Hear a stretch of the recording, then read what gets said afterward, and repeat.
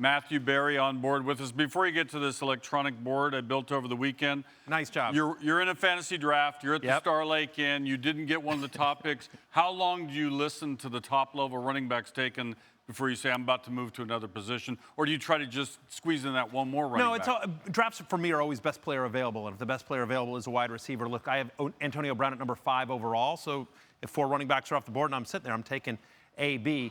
For me, though, in general, where my top 200 breaks out is towards the end of the first round or early second round is where you start seeing some of the other wide receivers start to go. I will say the position is very deep this year. It's a passing league. And so in PPR formats, again, I want you to get one stud wide receiver in the first couple of rounds, but then I think you can wait because there's a ton of depth in those middle rounds at wide receiver. What I want people to do is join scoring-only leagues, and then when people score points in games, they get points. Right. Those are different Kenny things. would like you to draft only 1980s Seattle Seahawks. You just gave away your number 1, so you've moved. It's Antonio Brown. Right. It's Antonio Brown. So do that. He goes in there to number 1. All right. So what do you want? Should we do this 5 through 2? You can pick. We'll see what lights up. I like 5 and keep it a mystery who you drift to. All right. So coming in number 5, and honestly, all these guys are awesome. You can nitpick if you have to, which is what I'm having to do to try to rank them here. But Odell Beckham comes in at number 5. Look, Pat Shurmur's going to have a great offense for him. Only Antonio Brown has more fantasy points per game than Odell Beckham since he came into the league.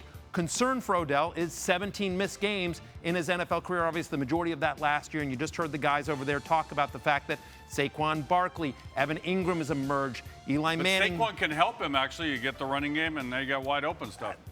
Absolutely. Look, again, they're all rock stars. You'd be thrilled with any of these guys as your number 1 wide receiver, but you have to make a call. Who's he comes in at number 5 for me, and I think this will be surprising to a lot of people, but Julio Jones comes in at number 4. You just heard Stefania and everyone over there talk about, hey, can Julio get the ball in the end zone? The problem is he just doesn't. Only 1 touchdown last year on 18 red zone targets for Julio Jones, 3 touchdowns last year.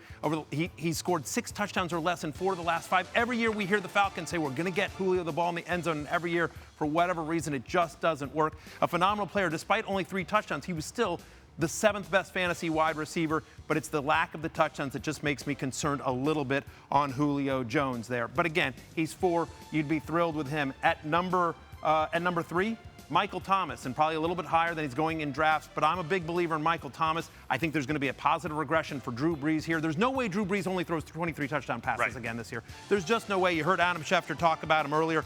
8 targets in 14 out of 16 games last year, just a target monster. And again, that was in a down year for Drew Brees passing. So for me, Michael Thomas, who's so consistent, tied for the most double-digit fantasy points among wide receivers last year. And again, we have right after Antonio. Come on.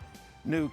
DeAndre Hopkins, again, you heard Adam sort of mention Deshaun Watson healthy. In the games that Deshaun Watson started, those 6 starts, DeAndre Hopkins averaged over 21 fantasy points per game. There's a reason the Texans paid this man.